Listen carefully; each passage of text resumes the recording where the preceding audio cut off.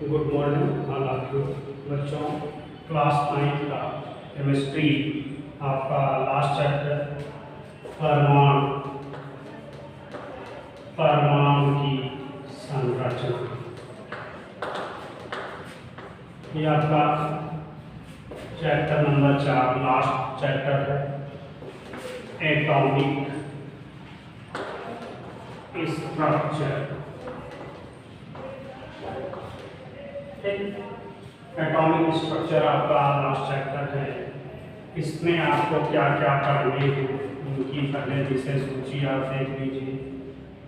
इसमें पहले पढ़ना है आपको परमाणु, इसकी परिभाषा देखिए क्या होता है। इसके पहले हमने आपको परमाणु, अणु, आयन वगैरह सब बता दिया है। यहाँ भी देखना है परमाणु। फिर आपको पढ़ना है कैथोड किरण। कैथोड किरण इलेक्ट्रॉन की खोज। फिर पढ़ना है एनोड किरण, इसी को कैनाल किरण भी बोलते हैं, और प्रोटॉन की खोज। फिर आपको इसी में पढ़ना है रदरफोर्ड का अल्फा कण प्रकीर्णन प्रयोग। इसी में पढ़ना है डाल्टन वहाँ पढ़ लिए थे, रदरफोर्ड का परमाणु मॉडल। इसी में पढ़ना है आपको थॉम्सन का परमाणु मॉडल, जिसको किस नाम से जानते हैं, इसी को बोला गया था तरबूज मॉडल। ठीक। इसके बाद आपको पढ़ने हैं परमाणु संख्या, द्रव्यमान संख्या, और फिर पढ़ने हैं समस्थानिक और संभारिक। फिर इसी में पढ़ना है बोरबरी का नियम। इसी में पढ़ना है विभिन्न कक्षकों में इलेक्ट्रॉनों का वितरण। इसी का नाम क्या है? इलेक्ट्रॉनिक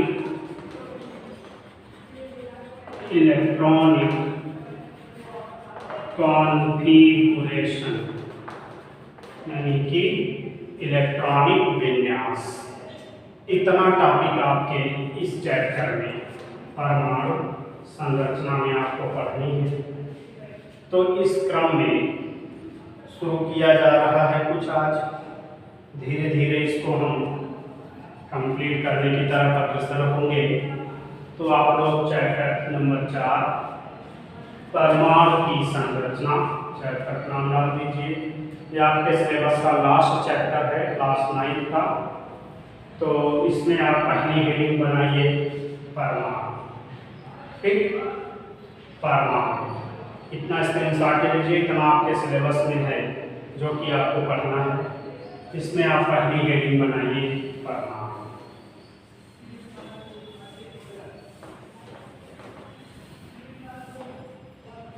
चलो देखो क्या बताया जाता है कि वह सूक्ष्मतम कण जो स्वतंत्र अवस्था में नहीं रहता परंतु रासायनिक क्रिया में भाग ले सकता है, उसे परमाणु कहते हैं। वह सरलतम सूक्ष्मतम कण जो स्वतंत्र अवस्था में नहीं रहता परंतु रासायनिक क्रिया में भाग लेता है, उसे परमाणु कहते हैं। या ऐसे भी आप कह सकते हैं वह रचना जिनसे अणु बनते हैं, उसे परमाणु कहते हैं। ठीक। अब डाल्टन ने क्या कहा था? ये क्या होंगे? अविभाज्य। ये क्या है? अविभाज्य हैं। अविभाज्य होने के कारण उनको हम और छोटे भागों में नहीं तोड़ सकते हैं। लेकिन बाद में 29वीं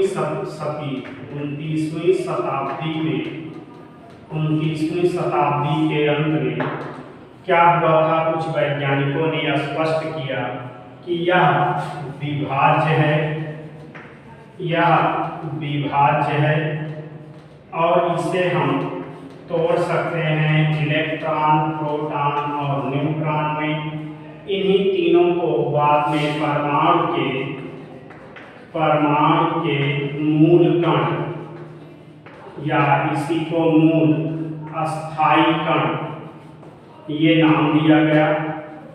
जब वैज्ञानिकों ने स्पष्ट किया कि यह विभाज्य है, इसको हम तोड़ सकते हैं, तो पता चला कि इसमें इलेक्ट्रॉन, प्रोटॉन, न्यूट्रॉन, छोटे छोटे पार्टिकल अवेलेबल हैं। तो इन्हीं को परमाणु के अस्थाई मूल कण के नाम से जाना गया। इसके अतिरिक्त पाई मेसान, न्यूट्रिनो, एंटी न्यूट्रिनो, ये सभी क्या होते हैं, ये भी परमाणु के क्या हैं, मूल कण हैं। लेकिन ये कौन से हैं, अस्थाई मूल कण। ठीक, ये परमाणु के अस्थाई मूल कण हैं और ये तीनों परमाणु के अस्थाई मूल कण हैं। ठीक, अब देखो बात आती है इलेक्ट्रॉन की खोज। कैथोड किरणें क्या हैं, इलेक्ट्रॉन की खोज। तो देखो इस क्रम में एक डायग्राम है आपके पास, मुद्रा कर रहे हैं, उसकी बेस पे हम आपको इसको स्पष्ट करेंगे। जैसे देखो एक नलिका है, इसको बोलते हैं विद्युत विसर्जन नलिका। ठीक, इसका नाम है विद्युत विसर्जन नली। यहाँ पर क्या होता है कि इसमें लगा देते हैं यहाँ से वैक्यूम, प्रेशर को घटाने बढ़ाने के लिए, और यहाँ पर प्लेट लगी होती है। एक प्लेट इधर होती है, एक प्लेट इधर होती है। इनको हम वायर से कनेक्ट कर देते हैं ऐसे। ठीक, ऐसे हम इनको वायर से कनेक्ट कर देते हैं, यहाँ पर बैटरी लगा देते हैं। तो इसमें ये देखा जाता है कि यहाँ से कुछ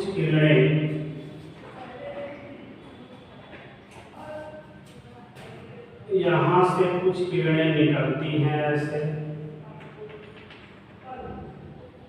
ऐसे, ये। ठीक, ये आपका कैथोड है, ये आपका एनोड है, ये पॉजिटिव है, ये नेगेटिव है। इसका मतलब है कि ये कैथोड होगा और ये आपका एनोड होगा। तो एक वैज्ञानिक थे जे टॉमसन, ध्यान से सुनिएगा बात को।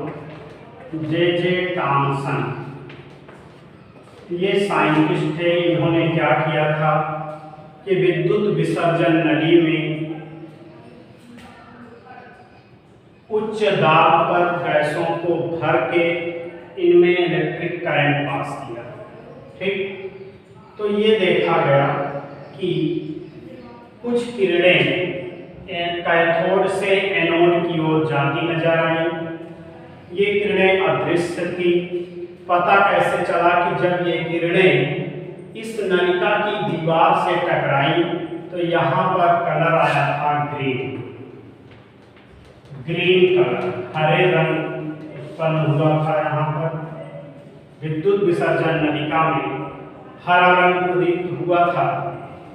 तो इससे ये पता चला था कि कैथोड से एनोड की ओर कुछ अदृश्य किरणें निकलती हैं जो कि नलिका की दीवार से टकराने पर हरे रंग की ज्वाला उत्पन्न करती हैं। इन किरणों को जे थॉमसन ने कैथोड किरण कहा था, कैथोड किरण। और इन पर चूंकि निगेटिव आवेश था, निगेटिव चार्ज, इसलिए यह स्पष्ट हुआ कि ये किरणें इलेक्ट्रॉन से मिलकर बनी हैं। ठीक, ध्यान दीजिए, विद्युत विसर्जन नली में उच्च दाब पर गैसों को भर के विद्युत धारा प्रवाहित करने पर कुछ किरणें एक कैथोड से एनोड की ओर जाती प्रतीत हुई, जो कि विसर्जन नली की दीवार से टकराकर हरे रंग की प्रदीप्ति उत्पन्न की, जिससे स्पष्ट हुआ कि ये कैथोड किरणें थी। और कैथोड किरणें ऋणावेशित इलेक्ट्रॉन, ऋणावेशित पार्टिकल, छोटे छोटे ऋणावेशित कण जिन्हें कि हम कहते हैं इलेक्ट्रॉन, तो इलेक्ट्रॉन से मिलकर ये बनी थी। ठीक, अब देखो, जो आपका इलेक्ट्रॉन है इस पर 1.6 × 10⁻⁻19 कूलम आवेश होता है, लेकिन ये आवेश कैसा है? निगेटिव, ऋणात्मक आवेश। ऋणात्मक आवेश है 1.6 × 10⁻⁻19 कूलम। ठीक, अब इस इलेक्ट्रॉन का भार कितना था? तो 9.1 × 10⁻31 किलोग्राम। ये इलेक्ट्रॉन का वेट होता है, द्रव्यमान होता है उसका 9.1 × 10⁻31 किलोग्राम।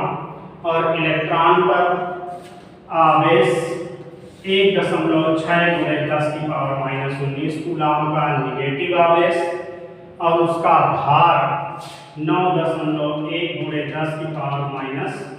10⁻31 किलोग्राम। ठीक, अब देखो, जब ये कैथोड किरणें उच्च गलनांक की धाप से टकराती हैं तो यहाँ से उत्पन्न होती है एक्स किरण, जिसको आप एक्स रे बोलते हैं। ठीक, एक्स किरणें उत्पन्न होती हैं।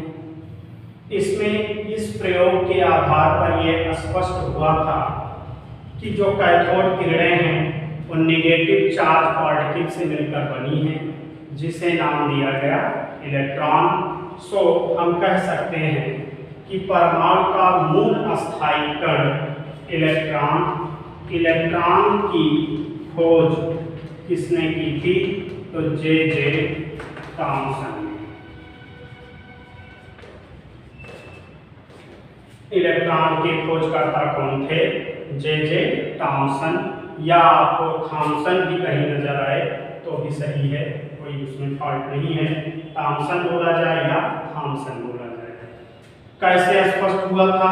विद्युत विसर्जन नली थी जिसमें एक पॉजिटिव इलेक्ट्रोड, एक निगेटिव इलेक्ट्रोड था। निगेटिव वाले को कैथोड नाम दिया गया, पॉजिटिव वाले को एनोड नाम दिया गया। कैथोड से एनोड की तरफ विद्युत प्रवाहित करने पर कुछ किरणें जाती नजर आई थी, जो कि विसर्जन नली की दीवार से टकराकर हरे रंग की प्रदीप्ति उत्पन्न कर रही थी, जिसलिए इसको हम क्या नाम देते हैं कि ये कैथोड किरणें हैं। और कैथोड किरणें नेगेटिव चार्ज पार्टिकल से मिलकर बनी हैं, इसलिए इसका नाम था इलेक्ट्रॉन। यानी कि कैथोड किरणें क्या होती हैं? इलेक्ट्रॉन से मिलकर बनी होती है। कैथोड किरणें आपकी इलेक्ट्रॉन से मिलकर बनी होती है। ठीक, अब देखो, आपको हम फिर आगे बताएंगे कि जो प्रोटॉन है, न्यूट्रॉन है, इलेक्ट्रॉन है, ये तीनों क्या हैं? हमने नाम दिया था अस्थाई मूल कण है। अस्थाई मूल कण है ये। और इलेक्ट्रॉन पर आपने जान लिया कि इलेक्ट्रॉन पर निगेटिव आवेश होता है, प्रोटॉन पर पॉजिटिव होता है, न्यूट्रॉन विद्युत उदासीन होता है। हम आगे नेक्स्ट टॉपिक में आपको बताएंगे कि प्रोटॉन की खोज कैसे हुई। इलेक्ट्रॉन की खोज इस तरीके से हुआ था कि जे थॉमसन ने विद्युत विसर्जन नलिका में उच्च दाब पर गैसों को भर के उनमें विद्युत धारा प्रवाहित किया, जिससे कैथोड से एनोड की ओर कुछ किरणें अदृश्य रूप में जाती नजर आई, जिनको कैसे पता चला कि जब ये किरणें विसर्जन नली की दीवार से टकराई तो वहाँ पर हरे रंग की प्रदीप्ति उत्पन्न हुई, जिससे पता चला कि कुछ किरणें यहाँ से जा रही हैं। इन किरणों का नाम कैथोड किरण रखा गया। चूंकि ये नेगेटिव चार्ज पार्टिकल से बनी होती हैं, इसलिए स्पष्ट किया गया कि यह इलेक्ट्रॉन से मिलकर बनी है, जिससे स्पष्ट हुआ कि इलेक्ट्रॉन पर नेगेटिव चार्ज होता है। इलेक्ट्रॉन पर 6.1 कूलम का नेगेटिव चार्ज है और इसका वेट, इसका भार जो होगा 9.1 × 10⁻31 किलोग्राम होगा। ठीक, कल हम आपको बताएंगे कि एनोड किरण तो आप कैथोड किरण हो गई, एनोड किरणें या इन्हीं को कैनाल किरण बोलते हैं, कैनाल किरणें और प्रोटॉन की खोज। तो वहाँ पर रदरफोर्ड की बात आएगी कि रदरफोर्ड ने किस तरीके से प्रयोग किया था। आज आपके सामने थॉमसन का प्रयोग है, जो कि थॉमसन ने प्रयोग करके स्पष्ट किया था कि ये कैथोड किरणें हैं, इलेक्ट्रॉन से मिलकर बनी हुई है। ठीक, तो जब इसके बाद आगे आप जानेंगे तो प्रोटॉन की खोज आएगी, तो वहाँ हम बताएंगे कि पॉजिटिव चार्ज कैसे आया। फिर जब न्यूट्रॉन जो होता है वो विद्युत उदासीन पार्टिकल है, इस पर ना कोई नेगेटिव चार्ज होता है ना कोई पॉजिटिव चार्ज होता है, ये उदासीन पार्टिकल होता है। फिर ये चीज आप जानेंगे। फिर धीरे धीरे हम आपको अल्फा बीटा गामा किरणें के विषय में जानकारी देंगे। अल्फा बीटा गामा किरणें क्या है, इनकी वेधन शक्ति क्या है, किस तरीके से इनमें पावर, किस तरीके से आयनीकरण क्षमता बढ़ती है, किस तरीके से वेधन क्षमता बढ़ती है, परमाणु के अस्थायी मूल कण, अस्थायी मूल कण कौन है, अस्थायी मूल कणों का उपयोग क्या है परमाणु की नाभिक में।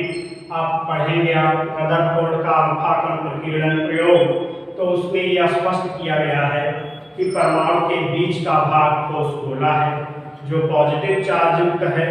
उसमें हम आपको डायग्राम के थ्रू दिखाएंगे कि रदरफोर्ड ने किस तरीके से अल्फा कणों का प्रकीर्णन किया था। तो स्पष्ट हुई थी बात कि यहाँ पर क्या है कि बीच वाला भाग ठोस गोला है, बाकी परमाणु का समस्त भाग खोखला है। तो आपको रदरफोर्ड के उस प्रयोग में मिलेगा। मैंने सिलेबस दिया आपको कि आपको इस चैप्टर के अंतर्गत क्या क्या पढ़ने हैं, उसकी जानकारी आपको मिल गई। उसमें एक टॉपिक परमाणु, वो डिफिनीशन थी, बेसिक जानकारी। दूसरा टॉपिक था कैथोड किरणें और इलेक्ट्रॉन की खोज। सो आपके सामने डायग्राम है, इसकी जो कहानी थी हमने आपको बताया। अब अगला नेक्स्ट टॉपिक मेरा रहेगा कि एनोड किरणें और प्रोटॉन की खोज। तो उसके विषय में आपको कल जानकारी देंगे। आप लोग थोड़ा सा पढ़ लीजिएगा, कोई क्वेश्चन होता है तो आप हमको अवगत कराएंगे, उसको आपको सॉल्व करके सॉल्यूशन दिया जाएगा। आप लोग रिवीजन करते रहिए, आपका लास्ट चैप्टर चल रहा है, तो आप लोग इसको एक बार बुक से पढ़ लीजिए, यहाँ वीडियो देखिए, नोट्स बनाइए। कोई प्रॉब्लम आती है तो उसको सूचित करें। धन्यवाद।